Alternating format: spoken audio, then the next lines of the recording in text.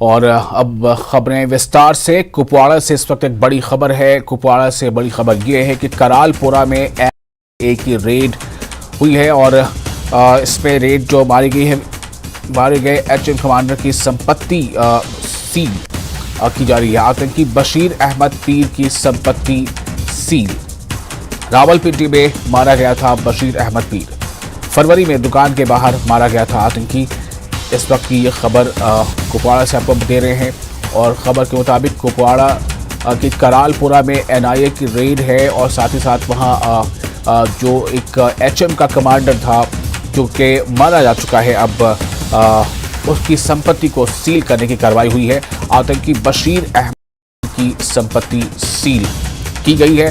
रावलपिंडी में ये आतंकी जो वो मारा गया था, जो खबर आई थी उसके मुताबिक बशीर अहमद पीर फरवरी में दुकान के बाहर वो कहीं खड़ा था, उसी वक्त उस पर हमला हुआ था और वो मारा गया था।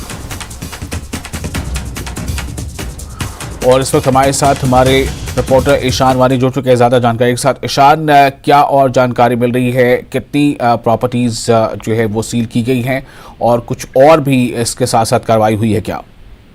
देखिए, कुछ समय पहले ही एनआईए के अधिकारी जो जम्मू कश्मीर पुलिस और जो लोकल तहसीलदार है उनके साथ एक जमीन पे जो कि नाम के व्यक्ति की बताई जा रही है, जो कि हिजबुल मुजाहिदीन के टॉप कमांडर में शुमार किए जाते थे, वहां पर उन्होंने उनकी जो संपत्ति है, जो ये जमीन है, उसको सील कर दिया है, अटैच कर दिया है। और ये एक केस जो है एनआईए इन्वेस्टिगेट कर रहा है। अब पता हुआ को कुछ समय से लगातार जो एनआईए है वो ऐसे लोगों पे लगातार कार्रवाई कर रहा है जिनके खिलाफ पहले ही सेंट्रल गवर्नमेंट या गवर्नमेंट ऑफ इंडिया एमएचए ने उनको ऑलरेडी डिक्लेयर मिलिटेंट कर दिया है।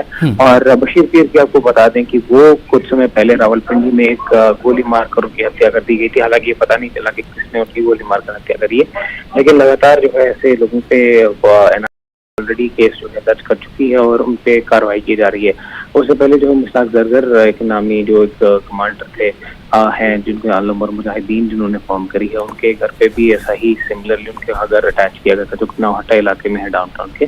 तो लगातार कुछ समय से एनआईए की ऐसी कार्रवाइयां जारी है। अब ये देखना होगा कि आने वाले दिनों में क्या और लोग जी ईशान, आप हमारे साथ बने रहें इस खबर पर और हम ज़्यादा जानकारी के लिए यहिया के पास जाएंगे। हमारे संवाददाता यहिया भी हमारे साथ जुड़ चुके हैं। यहिया, जिस तरह से लगातार जो भी डिक्लेयर्ड दहशतगर्द हैं या टेररिस्ट हैं उन प्रॉपर्टीज़ को सील करने का ये सिलसिला जारी है और अभी जो कुपवाड़ा से खबर है उसके मुताबिक आतंकी बशीर की प्रॉपर्टी सील की जा रही है। इस बारे में और क्या तफसीलात आपके पास हैं?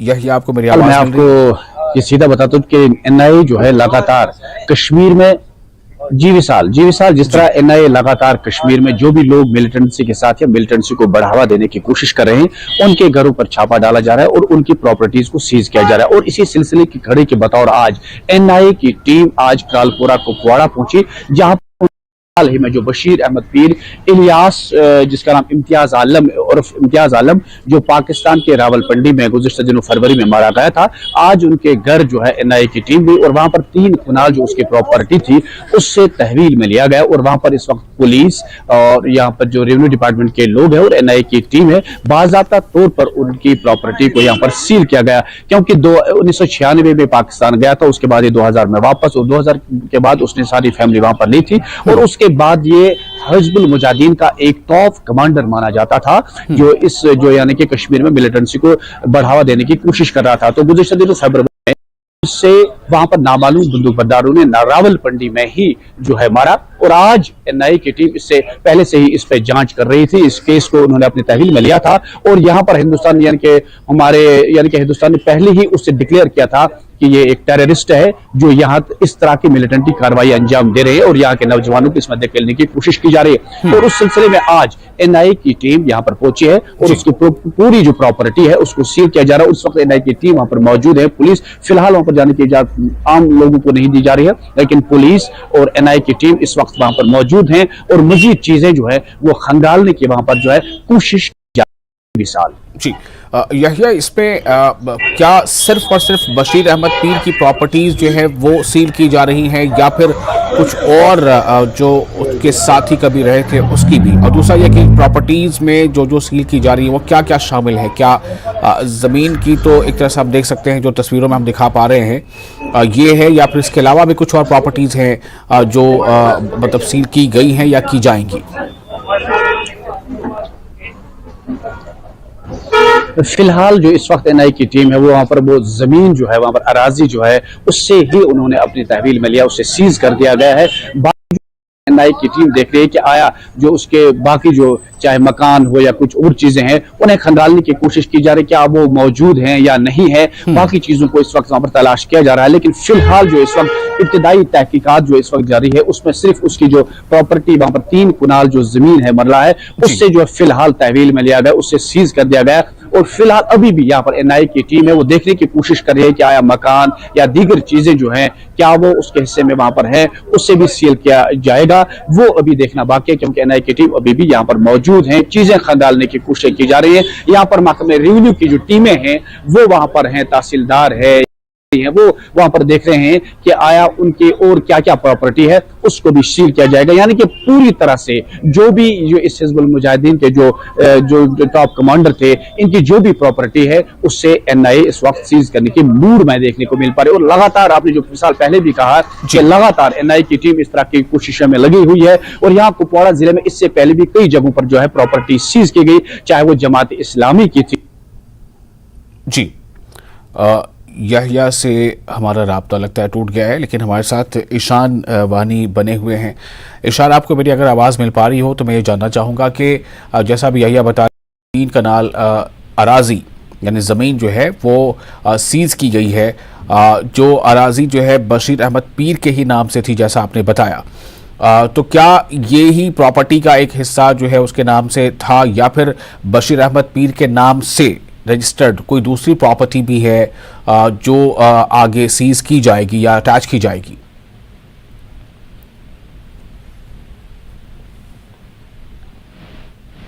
ईशान, आपको मेरी आवाज मिल रही है? लगता है ईशान से हमारा राब्ता टूट चुका है। हम फिर आपको बता दें कि कुपवाड़ा से जो बड़ी खबर थी वो यही थी कि में एनआईए की जो रेड चल रही थी, दरअसल वहां पर एक प्रॉपर्टी को अटैच करने की कार्रवाई चल रही थी और ये प्रॉपर्टी आतंकी बशीर अहमद की बताई जा रही है। और जिसके बारे में अब ये बताया जा रहा है, जैसे हमारे रिपोर्टर ने भी बताया यहिया ने, कि वो आतंकी जो है बशीर अहमद पीर वो रावलपिंडी में फरवरी महीने में वो मारा गया। यहिया, मेरा सवाल आपसे यही था कि जो प्रॉपर्टी सीज की ये जो कार्रवाई हो रही है या जो होती है अभी जैसा लगातार देखा जा रहा है, एक सवाल लोगों के जहन में आता है कि क्या ये प्रॉपर्टी किसी आतंकी की जो डिक्लेयर्ड टेररिस्ट है या वो ऐसी गतिविधियों में शामिल रहा है उसके नाम से रजिस्टर्ड प्रॉपर्टी ही सीज की जाती है, या फिर जहां कहीं वो अगर रह रहा था या उसके जो करीबी रिश्तेदार हैं या उनके वालिद हों या उनके भाई हों, तो कैसे ये डिफरेंशिएट वहां पर किया जा रहा है? क्या प्रोसेस है कि जो कोई टेररिस्ट है या डिक्लेयर टेररिस्ट है उसकी प्रॉपर्टी को अगर सीज किया जाना है, अटैच किया जाना है, तो उसके लिए क्या प्रोसेस वहां पर है? जी मिसाल, आपने अच्छी बात कही कि जब भी एनआईए की टीम आती है या किसी भी मिलिटेंट की प्रॉपर्टी को सीज करने की कोशिश की जाए, पहले महकमे माल से राब्ता किया जाता है कि आया प्रॉपर्टी जो उसके वालिद की हो या उसके भाइयों की हो, पहले वो देखा जा रहा है कि उसके हिस्से में कितनी विरासत उसे मिली है। जो हिस्से में उसको विरासत मिली होती है उससे ही सीज किया जा रहा है। जो उसके भाई हैं या उसके वालिद हैं या जी जो है वो चीज है जो है उसकी जमीन या उसके मकान को यहिया, आप हमें सुन पा रहे हैं? माफ कीजिएगा, आपकी आवाज हमें पूरी तरह से आ नहीं पा रही थी। अगर आप अपना जवाब दोहरा सकें यहिया, अगर आप मेरी आवाज सुन रहे हैं।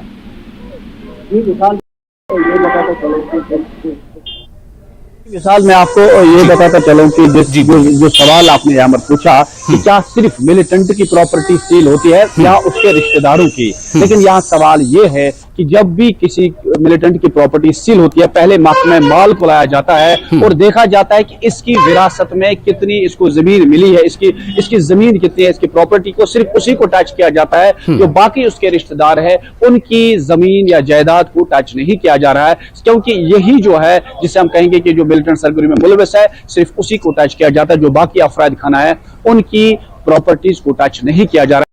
पहले भी देखा जो एनआई की टीमों ने मुख्तलिफ इलाकों में छापे डाले, वहां पर सिर्फ मिलिटेंट की ही प्रॉपर्टीज को सील कर दिया गया। जी विशाल जी। तो क्या यहिया ये जो अभी कार्रवाई चल रही है, क्या मतलब एनआईए को या एजेंसी को कुछ और जानकारी मिल पाई है? ये आज कार्रवाई यहाँ पर खत्म हो चुकी होगी या फिर ये कि अभी कुछ कल भी ऐसी कोई कार्रवाई होगी?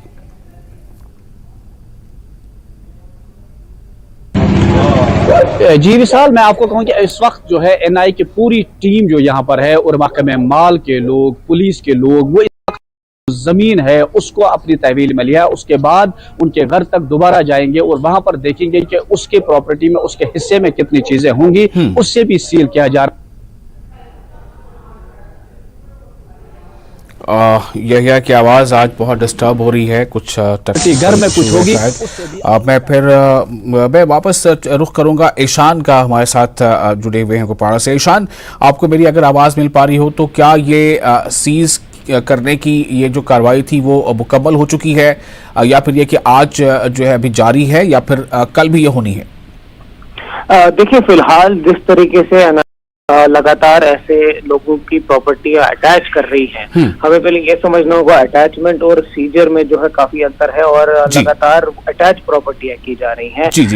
जो केस हैं ऑलरेडी एनआई ने रजिस्टर किए हैं और उसी के तहत जो किसी जो ऐसा व्यक्ति है जो के खिलाफ ऑलरेडी सरकार मुकदमा चला रही है, जिसके खिलाफ केस रजिस्टर है, उनकी बैकग्राउंड चेक किया जाता है क्योंकि कौन कौन सी संपत्ति यहाँ पे है, तो उनके नाम पे जो संपत्ति है उसको अटैच किया जा रहा है। और उसी के साथ ये भी कहना जरूरी है कि लगातार ऐसी कार्रवाइयां जारी है और क्योंकि 3 ऐसे केसेस फिलहाल हो चुके हैं, तो कहीं भी कभी भी एनआईए जो है बाकी लोगों पर भी केस आगे बढ़ाते हुए प्रॉपर्टीज अटैच कर सकती है। तो ये आज की कार्रवाई मुकम्मल हो गई?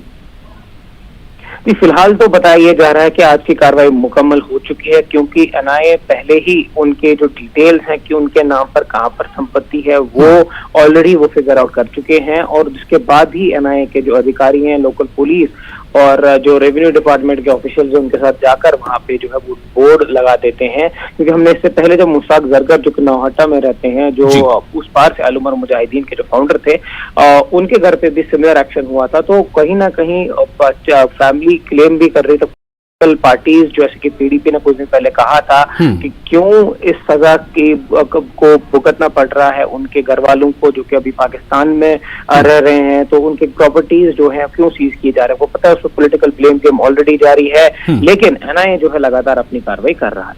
चलिए, बहुत शुक्रिया आपका, यहिया आपका भी शुक्रिया इस जानकारी के लिए। तो यहिया और ईशान ने हमें इस बारे में तफसीलात दी हैं और यहाँ से अब आगे हम दूसरी खबर का रुख करेंगे और एक और अहम खबर से पहले हम यहाँ एक ब्रेक ले लेते हैं और ब्रेक के बाद खबरों का सिलसिला जारी रहेगा। ब्रेक के बाद एक बार फिर आपका स्वागत है। बांडीपोरा कस्बे में पिछले कुछ दिनों से पानी की सप्लाई प्रभावित है, जिससे लोगों को परेशानियों का सामना करना पड़ रहा है। जल शक्ति विभाग ने बांडी कस्बे के लिए 3 लाख गैलन क्षमता के जलाशय में मरम्मत का काम शुरू कर दिया है और इसीलिए यहाँ सीधे पानी की सप्लाई नहीं हो रही है। लो प्रेशर की वजह से लोग टंकियों में पानी नहीं भर पा रहे हैं। विभाग ने लोगों को हो रही दिक्कतों को स्वीकारते हुए अगले कुछ दिनों में काम के पूरा करने का भरोसा दिया है। पूरा टाउन की आप बात कर रहे हैं कि वहाँ प्रेशर कम वगैरह है, इसमें हम बेसिकली हमारे वहाँ बांडीपोरा के ऊपर जो जहाँ से बांडीपोरा टाउन को सप्लाई हो रहा है पानी, जो रिजर्वेयर बना है उसमें थोड़ा लीकेजेस थी हमें, तो उसकी इम्प्रूवमेंट हमें करनी है।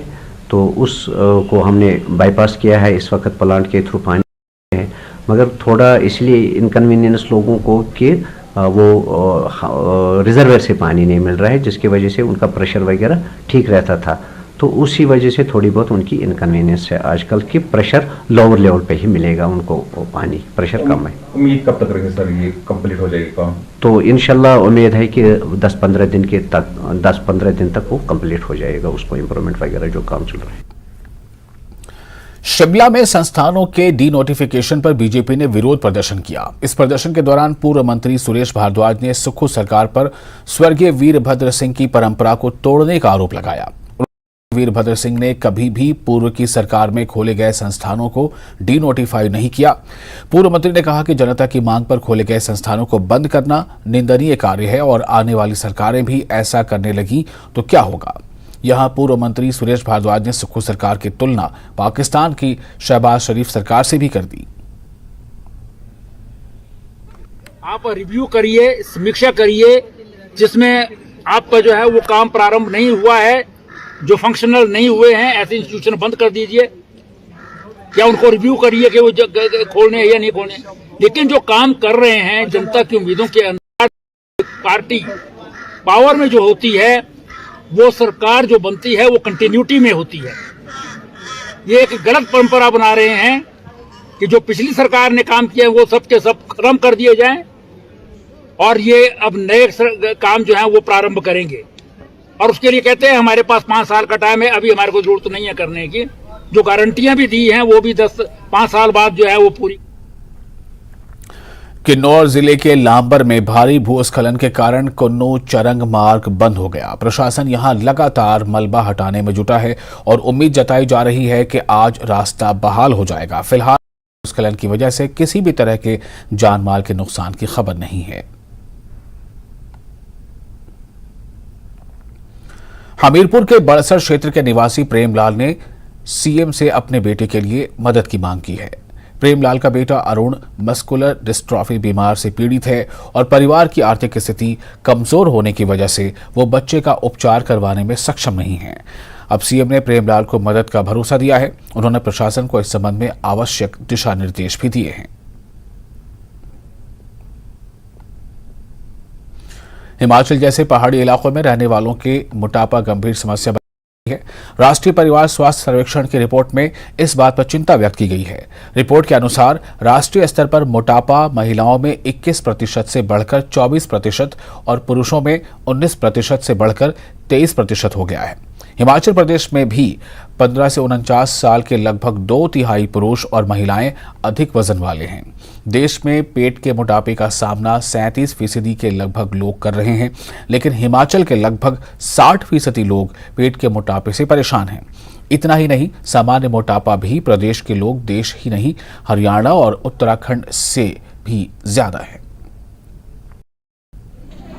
मोटापे का कारण सिर्फ चलने से ही नहीं होता। Lifestyle is an important part मोटापे का, पर उसके साथ साथ हमारे खाने पीने की जो आदतें हैं वो भी मोटापे को बहुत इन्फ्लुएंस करती हैं। उस पर भी बहुत असर पड़ता है कि हम कैसा खाना खा रहे हैं। तो मोटापे के लिए सिर्फ चलने से ही मोटापा कम नहीं हुआ ना, बाकी भी चीज़ें होती हैं, जैसे आप क्या खाना खा रहे हैं, कैसे आप बाकी चीज़ें अपनी दवाइयाँ जो भी आप बीमारियाँ साथ में होती हैं मोटापे का, उनका कंट्रोल कर रहे हैं या नहीं कर रहे, ये सारी चीज़ें हमें साथ में करनी पड़ती हैं। जो हमारी आजकल की इंडियन डेमोग्राफिक्स हैं उसके अंदर अर्ली एज में मोटापा और उसकी रिलेटेड कॉम्प्लिकेशंस बहुत ज़्यादा बढ़ रही हैं। इसका मेन कारण हमारी ईटिंग हैबिट्स हैं, क्योंकि आजकल जो हमारा फूड है वो ज़्यादा बाहर के खाने की तरफ ज़्यादा हो गया है, जिसमें तली हुई चीज़ें और घी और फैट की क्वांटिटी बहुत ज़्यादा होती है। तो जो डेली की कैलोरीज है वो मेन 3 मील्स होते हैं, जैसे ब्रेकफास्ट, लंच और डिनर। ब्रेकफास्ट में हेल्दी ब्रेकफास्ट ऑप्शंस हैं, जैसे हाई फाइबर जो है वो फूड हमें लेने चाहिए instead of high carbohydrate. Oats ले सकते हैं, बाजरा ले सकते हैं, चीला बना सकते हैं। तो बहुत सारे प्रोटीन्स के अदर ऑप्शन है, जैसे बॉइल्ड एग ले सकते हैं इंस्टेड ऑफ आमलेट, या पनीर या टोफू ले सकते हैं, क्योंकि प्रोटीन की रिक्वायरमेंट में बहुत सारे ऐसे लोग हैं जो अपनी कार्बोहाइड्रेट, प्रोटीन, फैट्स वगैरह के लिए अवेयर नहीं होते हैं। तो वो क्या करते हैं कि जो जैसे परांठा है वो ब्रेकफास्ट में कंज्यूम कर लेंगे, जिसमें बहुत ज़्यादा कैलोरीज रहती है, तो उतनी कैलोरीज वो बर्न नहीं कर पाते हैं, जिसकी वजह से भी मोटापा रहता है। मंडी में इस बार एक नहीं बल्कि 2 दिन पहले होली मनाई जाएगी। मंडी में 1 दिन पहले होली मनाने की परंपरा है और इस बार 7 मार्च को भद्रा होने के चलते 6 मार्च को ही होली मनाई जाएगी, जिसमें ऐतिहासिक सेरी मंच पर डीजे की धुनों पर रंगों का त्योहार मनाया जाएगा, जिसमें शहर की जनता के साथ राज माधव राय होली खेलेंगे। इस दौरान शहर में एक शोभा यात्रा भी निकाली जाएगी। मंडी में प्रशासन ने भी 6 मार्च को ही होली की छुट्टी घोषित की है।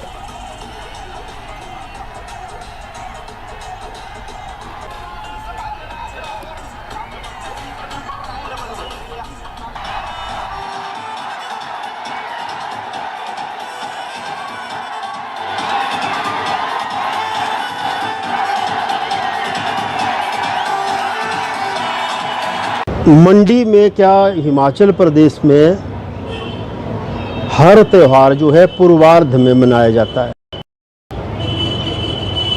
और 4:18 से ही भद्रा पृथ्वीलोक की सिंह राशि की रहेगी और सवेरे 5:14 तक चलेगी। भारतवर्ष के जिन जिन प्रांतों में और शहरों में सूर्यास्त 6:10 से पहले हो रहा है और पूर्णिमा में समाप्त हो रही है, वहाँ पर जो है होलिका का पर्व जो है 7 मार्च को ही होगा। मंडी में होली का जो उत्सव है वो अक्सर एक दिन पहले मनाया जाता है। इस बार 2 दिन पहले का पंचांग के अनुसार मनाया जा रहा है। Akhil Bharatiya police water sports प्रतियोगिता के सांस्कृतिक संध्या में हिमाचल पुलिस की harmony of the pines band ने खूब रंग जमाया। जिला मुख्यालय के नजदीकी समूर कला स्थित लता मंगेशकर कला केंद्र में मंच संभालते ही बैंड के सदस्यों ने एक के बाद एक बेहतरीन प्रस्तुतियां देकर दर्शकों को झूमने पर मजबूर किया।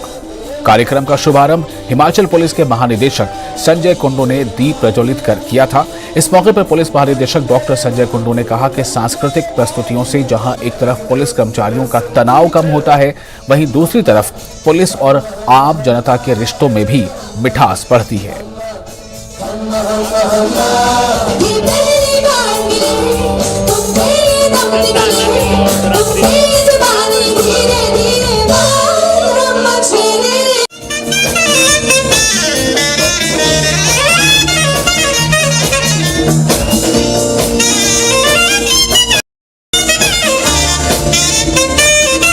देखिए, हमें तो बड़ी खुशी है कि हिमाचल में वाटर स्पोर्ट्स का हम परचम फैला पाए।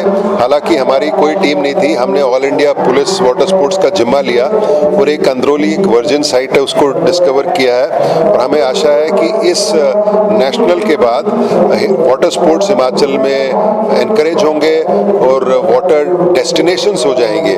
दोनों टूरिज्म और स्पोर्ट्स के लिए हिमाचल प्रदेश एक इम्पॉर्टेंट डेस्टिनेशन बनेगा और मैं अपनी पूरी टीम को बधाई देना चाहता हूं कि बड़ा सक्सेसफुल ऑर्गेनाइजेशन किया है। जो हमारा harmony of the pines band है तो वर्ल्ड फेमस हो गया। आप आज कार्यक्रम भी है, पिछले कल भी एक बहुत अच्छा रंगारंग कार्यक्रम हुआ था और स्ट्रेस भी बस्ट करती है और हमारा जो जनता के साथ दूरी है उसको भी कमी करती है। और इसी के साथ फिलहाल इस बुलेटिन में इतना ही, लेकिन न्यूज़ 18 JKLH पर लगातार बड़ी और अहम खबरों का सिलसिला जारी है।